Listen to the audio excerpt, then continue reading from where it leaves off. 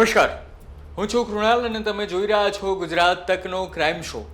સામાન્ય રીતે બનતું હોય છે એવું કે એક ઘટના બને, ક્રાઇમની ઘટના બને ને ત્યારબાદ તેની ઉપરથી કોઈ ફિલ્મ બનતી હોય છે, પરંતુ જામનગરમાં એક એવી ઘટના બની જે જોઈને તમને અદ્દલ દ્રશ્યમ ફિલ્મની યાદ આવી જવાની છે. એ જ દ્રશ્યમ ફિલ્મ જેમાં અજય અને તબ્બુ હોય છે અને થાય છે એવું કે એક ગુનેગાર હોય છે, તેને મારીને દાટી દેવામાં આવે છે અને તેના જ સસ્પેન્સ પર આખી ફિલ્મ હોય છે. અને જામનગરમાં પણ આવી જ ઘટના બની અને આ સસ્પેન્સ 2 વર્ષ ચાલ્યું છે. પતિના ત્રાસથી કંટાળેલી પત્ની અને તેનો જૂનો પ્રેમી જે હતો તે ફરી એકવાર તેને યાદ આવે છે લગ્ન થયા બાદ. અને પછી આ પ્રેમીએ તેની પ્રેમિકાને પામવા માટે, તેની પ્રેમિકાના કહેવાતા પતિના અત્યાચારમાંથી મુક્ત કરાવવા માટે જે આખું પ્લેનિંગ કર્યું અને 2 વર્ષ સુધી તે લોકોની આંખમાં જે રીતે ધૂળ ઝોંકતા રહ્યા તે ખૂબ રસપ્રદ છે. આજની વાત કરું છું. સૌથી પહેલાં આજે પોલીસ સ્ટેશનમાં એક ફરિયાદ નોંધાવવામાં આવે છે કે ગુમ થયા છે એક ભાઈ જેમનું નામ છે જિગ્નેશભાઈ, અને તેમના જ ભાઈએ એવી ફરિયાદ નોંધાવી કે એઓ ગુમ થયા છે અને તેમને એવી જે છે તે શંકા છે કે તેમને મારી નાખવામાં આવ્યા છે. અને ત્યારબાદ અહીં શિવમ પાર્ક નામની જે જગ્યા છે જામનગરમાં, દરેડ ગામ પાસે, ત્યાં જવાય છે. પોલીસનો કાફલો ત્યાં આવે છે અને પછી ત્યાં એ જે પાર્ક હતું, ત્યાં કારખાનું હતું, ત્યાં ખોદવાનું શરૂ થાય છે. અને પછી આ ખોદવાની સાથે 2 વર્ષથી ધરબાયેલી આ રહસ્ય કથા, આ ક્રાઇમ સ્ટોરી બહાર નીકળે છે. હવે આપણે 2 વર્ષ પહેલાં જઈએ. નિલેશભાઈ અને પૃથ્વીબેન તેમના લગ્ન થયા છે. માફ કરજો, જિગ્નેશ અને પૃથ્વીના લગ્ન થયા છે. નિલેશ જે છે તે પ્રેમીનું નામ છે. પૃથ્વી અને નિલેશ જે છે તે પહેલાંથી આ બંને એકબીજા સાથે પ્રેમ સંબંધ ધરાવતા હતા, પરંતુ લગ્ન થાય છે તેના જિગ્નેશ સાથે. અને ત્યારબાદ પૃથ્વી અને જિગ્નેશ બંને સાથે રહે છે, પરંતુ થોડા સમય બાદ ફરીથી નિલેશ અને પૃથ્વીના સંબંધો ફરી પાછા શરૂઆત થાય છે. ને અત્યારે આરોપ એવો છે, જેઓ આરોપી છે તેમણે મરણ જનાર પર એવો આરોપ લગાવ્યો છે કે તેને ખૂબ શારીરિક અને માનસિક ત્રાસ આપવામાં આવતો હતો. અને તેના કારણે તેનો જે જૂનો પ્રેમી હતો, પૃથ્વીનો જૂનો પ્રેમી હતો, તે આવે છે અને તેની સાથે બંને જે છે તે એક પ્લેનિંગ કરે છે.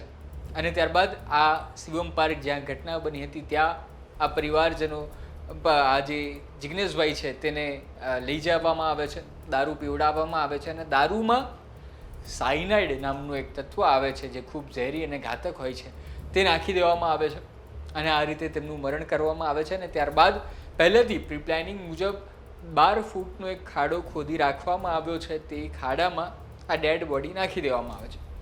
પરંતુ આ જેટલી સરળ લાગે છે, આ ક્રાઇમ સ્ટોરી એટલી સરળ છે નહીં, કારણ કે એક જીવતો જાગતો વ્યક્તિ ગુમ થઈ જાય અને તેના પરિવાર, તેની આસપાસના લોકો જે છે તે સવાલ ન પૂછે તેવું બને નહીં.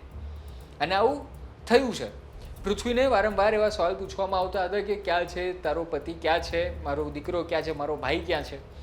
તો ત્યારે તે જવાબ આપતી કે એ ઓસ્ટ્રેલિયા ગયો છે અને એ જે કંપનીમાં કામ કરે છે ત્યાં તેને ફોન વાપરવાની છૂટ નથી.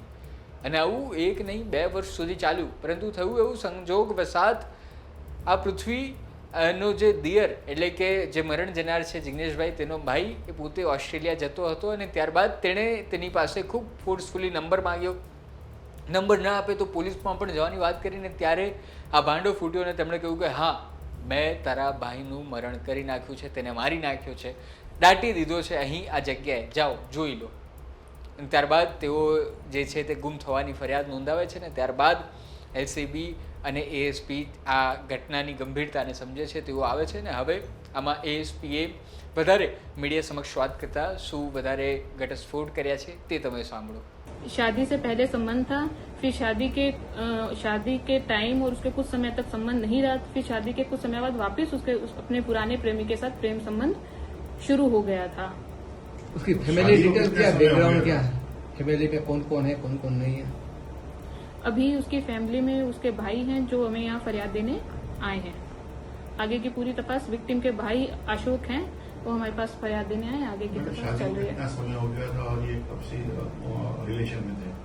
इनकी शादी को अप्रोक्सीमेटली 5-6 साल हो गए थे और ये इसकी वाइफ पृथ्वी, वो अपनी शादी से पहले से ही अपने प्रेम, जो नीलेश है उसके साथ प्रेम संबंध में थी.